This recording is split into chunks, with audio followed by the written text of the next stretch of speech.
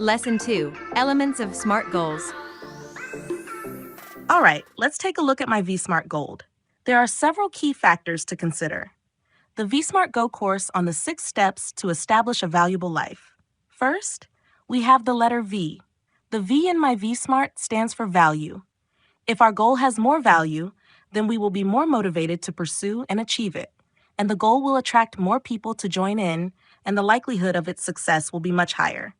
The second factor is that it must be specific. A valuable goal, but without clear details, is very difficult for everyone to execute and collaborate on.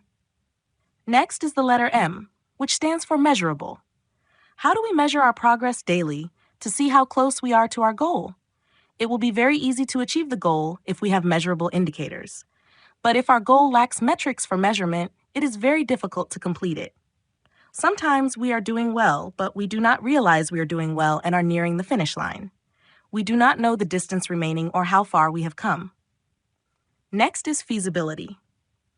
Here, we need to assess that in pursuing a goal, we will develop many plans to achieve it, many paths to take.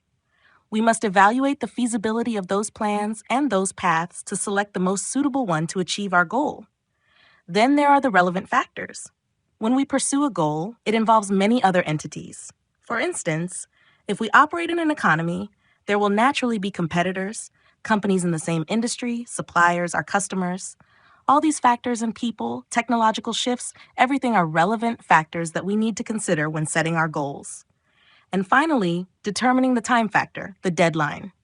Hearing this, everyone might feel that establishing a goal called VSMART seems a bit difficult and quite complex with too many steps. So, how can we help everyone implement it easily and effectively to meet our expectations? Follow the channel to see more useful content coming up.